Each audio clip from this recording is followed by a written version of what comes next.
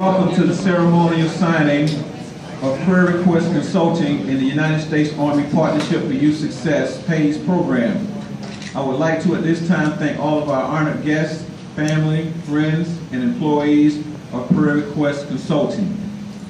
I would like to thank the presiding official over today's ceremony, Deputy Commanding Officer of the United States Cadet Command, Colonel Brian J. Minnis, for taking out of his busy schedule to help us celebrate this important partnership.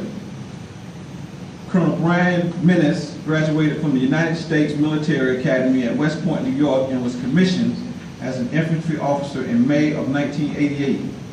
His professional military education includes the Infantry Officer Basic and Advanced Courses, Command and General Staff College, and a U.S. Army War College Fellowship at the Institute of World Politics and the United Kingdom's Higher Command and Staff course. He holds a Bachelor of Science in Mechanical Engineering from the USMA and a Master's in Military Art and Science from CGSC. At this time, I'd like to introduce Deputy Commander General Cadet Command, Colonel Minnis. Thank you.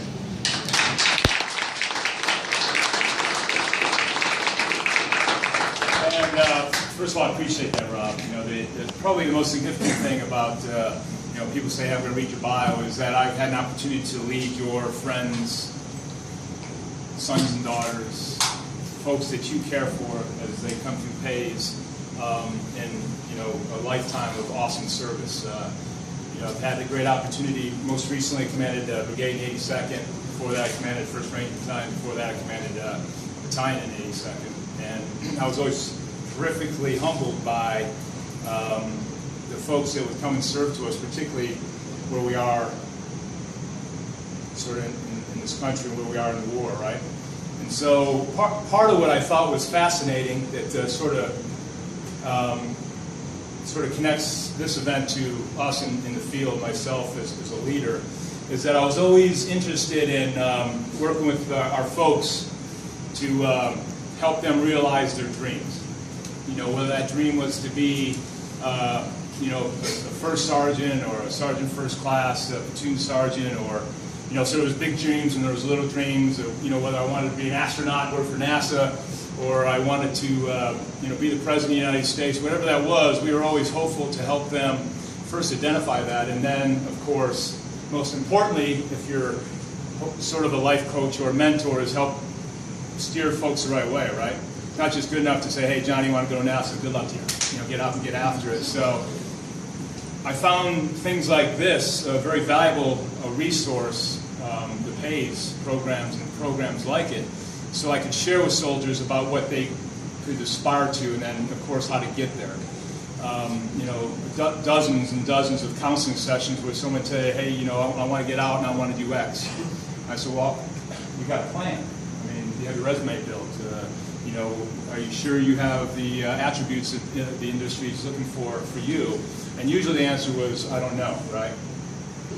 And I was certainly happy if they wanted to stay in the Army, but I was also happy that they wanted to go, hopefully, out to their communities and maybe enrich their community with some of the things that they may have learned in this great leadership lab called the United States Army. Because we try to help inspire folks to live up to being a person of honor. We hope that in their leadership style they attract people to how they roll, how they do things, that they are people that are trustworthy, they are people that are reliable, they are people that folks look to for strength, they are people of character, they're people of selfless, and on and on and on. And the great thing about the Army is we don't have much of a bottom line. You know what I'm saying? Our bottom line is really, really soft. It's about leadership. It's about a climate in the organization. It's about producing combat-efficient forces. And, it's really, really difficult to measure that. The one thing I always found sort of easy to measure is how we do develop leaders. How I saw people talk to each other, how I saw them grow up as young men and women to deal with others. And I thought that, that was the best part about serving, and that was the best part of watching young people grow up. And even if those people, as I said, hopefully go on to be leaders of character out in their community, you know, I was always really, really excited about that because I thought that would be our connection to the Army and our connection to the nation. General Odierno actually asked us very recently, myself, General Combs, and a couple others in the room, is how can we help connect America to her Army? Because, as you know, very low percentage of Americans serve. You know, it's a numbers thing. One, you know, we can't afford money more than we probably have, as you know. But a lot of people are not propensed to come join us. And so our U.S. Army Cadet Command, we run the Junior ROTC program, helping raise young Americans to be better Americans. You know, it's not tied to service in their high schools. Over 1,700 high schools in the nation. And we're on 1,100 campuses for ROTC Command. And so I said, hey boss, you know, we have our PMSs, our instructors really are the ambassadors of our Army out there. And I think folks who leave here and join industry out there are also ambassadors for the Army. Last sort of short story, I was recently a fellow, which I'm not sure I know what that means. These are all my smart people, these my IT people. You know, they say, hey Brian, you're going to be a fellow. I'm like, oh my gosh, I don't think I'm qualified, you know, to be a fellow. And I still don't know what it means. I was there for a year, sort of. But I was really often sort of flattered when I'd be in a room in a think tank, dressed in a suit or whatever I was dressed in, and I'd have a dialogue with somebody and they say, what do you do? I said, I'm in the Army. And they say, get out. And that, for Army folks, that's sort of significant, is that, you know, the stereotype they may have of folks like me, infantry officer or combat leader, is actually, as you guys know so well, we can hopefully bridge that gap and fit into any culture, whether that culture is in Afghanistan or cultures in a place called DC, right? Yeah, exactly. So, again, it's my honor to be here today. You remember, you know, this is sort of significant to me. As you know, I got to meet Stacy today. I'm real happy that there's things like out there for our Army. I talked to some of my veteran friends who were around in Vietnam era. It's a different feel in the country now, and I'm just grateful for folks like you who, despite what we think about the war, you know, everybody's supporting soldiers, right? And so we're very, very comfortable with the dialogue that's happened nationally, where we should be, when we should go. I certainly think that's more or less healthy. But I think what's really healthy is that the support the nation shows my soldiers and me, frankly. And it's really comforting that being a soldier in America's Army is still something that the nation honors and respects. So with that, I'd like to say thanks again, and I'll turn it back over to Rob. Thank you. Thank you, sir.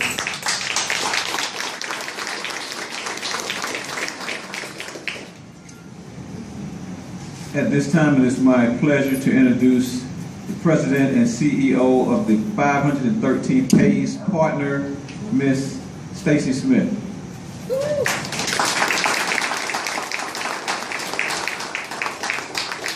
So, 5 years ago, when I first started looking at the PAYS program, the part that impressed me was the fact that PAYS turned and was a recruiting tool that allowed soldiers to be able to enter and go into the commerce environment after they left the program. And to me, it was such a natural fit because, having been somebody who's worked in government all my life, most of, the part that I find interesting is that there are so many resources and so many valuable things that come out of this kind of environment that are so critical that people who own businesses are looking for and seeking out, and this was a natural conduit.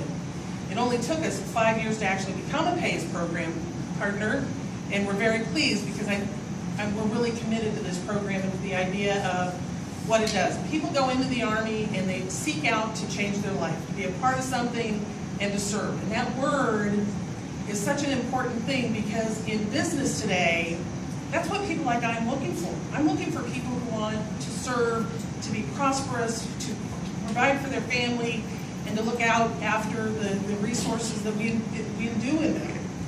And that is one of those things that why we have, out of our 160 staff members, 3/4 of the people who work for us are soldiers. We're very fortunate. We support Cadet Command in the ROTC program. We also do a lot of work here, and we see every day the characteristics and the values that are embedded in every soldier that we come across and we emulate those and we appreciate everything you do. We're excited to be a PACE partner, and we're really glad to take care. Thank you.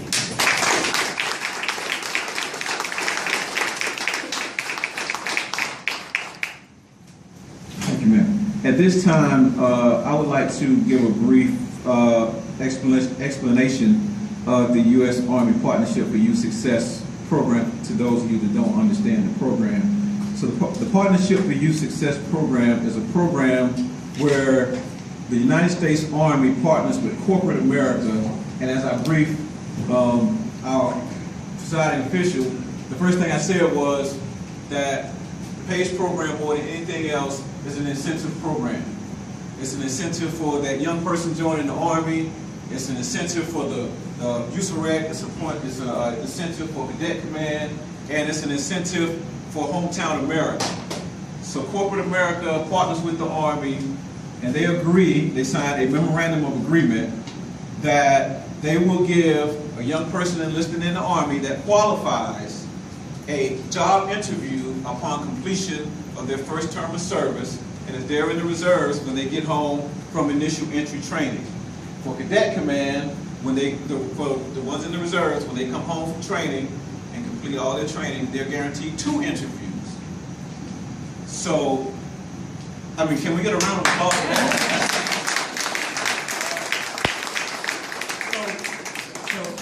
As you can see, this program, we haven't scratched the surface with this program, but we're out there. We got 6 marketers out there that scour the country looking for corporate partners to hire young men and women from Hometown America to get them back to Hometown America.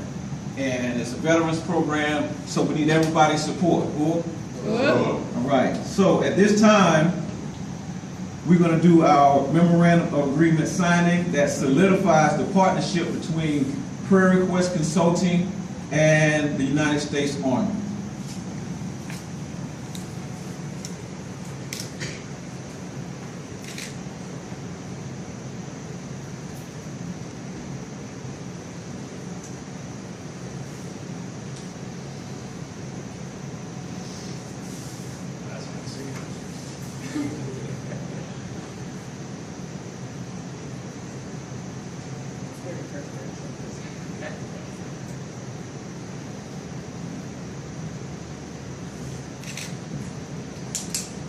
At this time, Colonel Menace will present the certificate of appreciation and plaque to Prayer Request Consulting on behalf of the United States Army PACE program.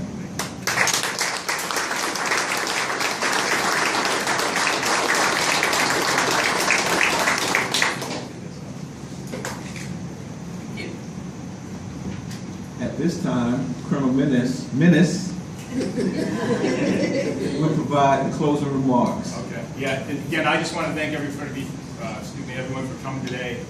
Significant again that we see how the nation's trying to take care of our soldiers. I'm excited about it. Particularly, half of our cadets each year, we can mission about 5,700. That's a lot of cadets. That's a lot of lieutenants, by the way. Go into the reserves. So when they get home, most of them were competing for active duty, frankly, and then are happy to be in the reserve, but they need a job, right? And so it's really great that they have a foot in the door, a place to start. And what I also like is there's connection before they get out. So they're already working with these folks to build this relationship before they get out. So it's not like they're just out in the streets fending for themselves. So it's very comforting to me that all those reserve officers have a great opportunity through this program. So again, thank you all for coming, and I hope you enjoy your day. Thank you.